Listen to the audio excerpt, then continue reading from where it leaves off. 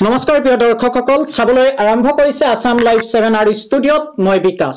প্ৰিয় দৰ্শকসকল, হস্তীয়া চিন্তাৰে ভিডিঅ' বনাই সামাজিক মাধ্যমত আৱৰ্জনাৰ পাহাৰ গঢ়া পুৰ্তি দুৰ্গন্ধময় এক পৰিৱেশ সৃষ্টি কৰা একাংশৰ বিপৰীতে আজি আমি আলোচনা কৰিম চিন্তা আৰু কৰ্মৰে আদৰ্শৰ ভেটি গঢ়া আদৰ্শৰ কঠীয়া হিচা সহস্ৰগৰাকী মহিলাৰ বাবে প্ৰেৰণাৰ ঢল বুওৱা দুগৰাকী শাহু বোৱাৰীৰ কথা।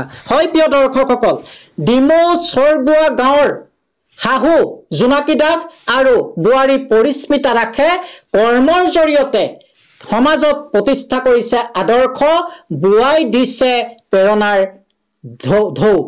আপোনালোকে স্ক্ৰীনত দেখিছে, যদি শাহুৱে কোৰ লৈ কৃষি কৰ্মত ব্যস্ত তেনেহলে বুৱাৰীয়ে পাৱাৰ টিলাৰ চলাই শস্য উৎপাদনৰ বাবে নামি পৰিছে আৰু পুত্ৰই সেই উৎপাদিত উপাদানখিনি সেই ফচলসমূহ বজাৰলৈ লৈ গৈ স্বাৱলম্বিতাৰ বাট মুকলি কৰিছে।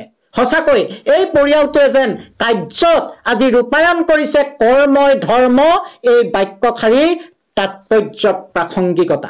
কোনে কয় আৰ্থিক দুৰৱস্থা জীৱন বাটৰ অন্তৰায়, ইচ্ছা শক্তি যদি প্ৰবল হয় নিশ্চিতভাৱে প্ৰতিটো পৰিয়ালে এই পৰিয়ালটোৰ দৰে সমাজত আৰ্থিক স্বচ্ছলতাৰ বাট মুকলি কৰিব পাৰে। আৰু এইবাবেই আজি এই দুগৰাকী মহিলা বহুতৰ বাবে প্ৰেৰণা হৈছে, বহুতৰ বাবে আদৰ্শ হৈছে।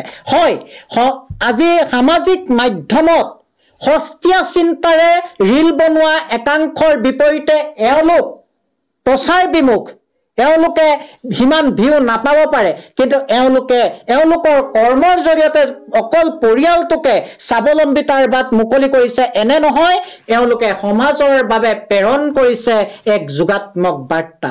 চাওঁ আহক তেওঁলোকে কেনেধৰণে কৃষি কৰ্মত নিজক ব্যস্ত ৰাখিছে।